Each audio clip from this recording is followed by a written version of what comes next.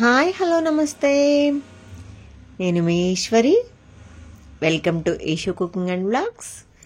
ఈరోజు మన recipe veg biryani అండి. మనం ఇంట్లో ఉన్న వాటితోనే ఈజీగా చేసేసేయచ్చు. చాలా అంటే చాలా బాగుంటుంది. ఈవెన్ ఇది లంచ్ బాక్సులకైనా ప్రిఫర్ చేయొచ్చండి. చల్లారినా కానీ బాగానే ఉంటుంది, నో ప్రాబ్లం. మనం ఇంట్లో అప్పటికప్పుడు చేసుకుంటే వేడి వేడి మీద తింటే ఇంకా బాగుంటుంది. రైతాతో మనం సర్వ్ చేసుకోవచ్చు. ఈ విధంగా చాలా అంటే చాలా టేస్టీగా ఉంటుంది. మనకి హెవీగా కూడా అనిపించదండి, ఎందుకంటే మనం ఇక్కడ కూరగాయల ముక్కలు అవన్నీ వాడుతున్నాము, లైట్గా స్పైసెస్ యూజ్ చేస్తున్నాం. సో అందుకే ఈజీగా ప్రిపేర్ చేసేసుకోవచ్చు. ఎలా తయారు చేసుకుందామో చూసేద్దాం. మరి ఫస్ట్ ఒక బౌల్ తీసుకొని 1.5 cup basmati rice 2 times wash చేసేసుకొని ఈ విధంగా వాష్ చేసేసుకొని ఒక 1 అవర్ సోక్ చేసుకోండి. ఇవి బియ్యం ఎంత నానితే అంత బాగా ఉంటుందండి రెసిపీ. మనం 1 అవర్ కనుక నానబెట్టేసుకున్నామంటే, ఈ విధంగా పక్కన పెట్టేసుకున్నామంటే చాలా ఈజీగా ఈ రెసిపీ వచ్చేస్తుందండి. ఫస్ట్ ఒక కుక్కర్ తీసేసుకొని ఆయిల్ వేసేసుకొని హోల్ గరం మసాలా అండి ఈ విధంగా వేసుకొని కొంచెం ఫ్రై చేసేసి ఫైన్లీ చాప్ చేసిన ఆనియన్స్ కూడా వేసి పచ్చిమిర్చి హాఫ్ కట్ చేసేసుకొని ఈ విధంగా 4 to 5 హాఫ్ కట్ చేసేసుకొని వేసుకొని, ఆ తర్వాత క్యారెట్ ముక్కలు, టమాటా ముక్కలు,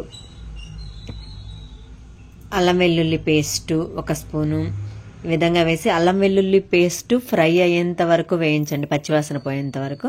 ఆ తర్వాత మింట్ లీవ్స్, కరివేపాకు, కొత్తిమీర వేసి కొంచెం ఫ్రై చేయండి. ఆ తర్వాత నేను పచ్చి బఠానీ అవైలబుల్ లేదండి, సో అందుకే నార్మల్ బఠానీ ఒక 1 అవర్ సోక్ చేసి పక్కన పెట్టేసుకున్నాను.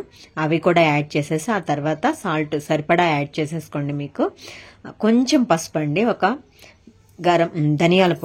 ధనియాల పొడి కూడా యాడ్ చేసేసుకొని ఈ విధంగా ఒక్కసారి మొత్తం మిక్స్ చేసేసుకొని, మనం ఇందాక 1 అవర్ నానబెట్టేసుకున్నాం కదా, అవి మొత్తం యాడ్ చేసేసుకుందాం. బాస్మతి రైస్ స్ట్రెయిన్ చేసేసుకోండి వాటర్ లేకుండా. ఈ విధంగా ఒక్కసారి లైట్గా కలపండి, ఎందుకంటే బియ్యం విరిగిపోతే రైస్ అంత పర్ఫెక్ట్గా ఉండదండి. అందుకని మనము 1.5 కప్పు తీసుకున్నాం కాబట్టి 3 కప్స్ వాటర్ అండి. 3 కప్స్ వాటర్ కుక్కర్లో యాడ్ చేసుకుంటున్నాం కాబట్టి 3 కప్స్ కావాలి.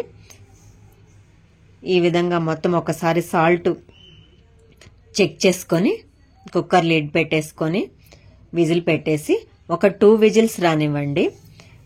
అప్పుడు పలుకుగా ఉంటుందండి, చాలా బాగుంటుంది 2 విజిల్స్ వస్తే. ఇదిగో చూడండి ఎంత బాగుందో, చాలా అంటే చాలా పర్ఫెక్ట్గా వస్తుందండి. మన మెతుకుకి తగలదండి, అంత బాగా వస్తుంది. చూడండి ఒక్కసారి ఎలా కుక్ అయిందో, చాలా అంటే చాలా బాగుంటుందండి. మనం ఎక్కువ వాటర్ యాడ్ చేయొద్దు. ఈ విధంగా మనకు నచ్చిన విధంగా సర్వ్ చేసేసుకోవచ్చు. నేను పెరుగు చట్నీ చేశానండి, పెరుగు చట్నీ తోటే సర్వ్ చేశాను. మీకు వీలైతే ఏదన్నా కర్రీ కానీ ఏమన్నా చేసేసుకోవచ్చు. ఏమీ అవసరం లేకుండానే ఈవెన్ రైతాతో మాత్రమే మనము తినేసేయొచ్చండి, అంత బాగుంటుంది ఈ రెసిపీ. ఒకసారి మీరు ఈ విధంగా ట్రై చేసి మీకు ఎలా కుదిరిందో కామెంట్ సెక్షన్లో మెన్షన్ చేయండి. నా వీడియోస్ కనుక మీకు నచ్చినట్లయితే లైక్ చేయండి, షేర్ చేయండి, సబ్స్క్రైబ్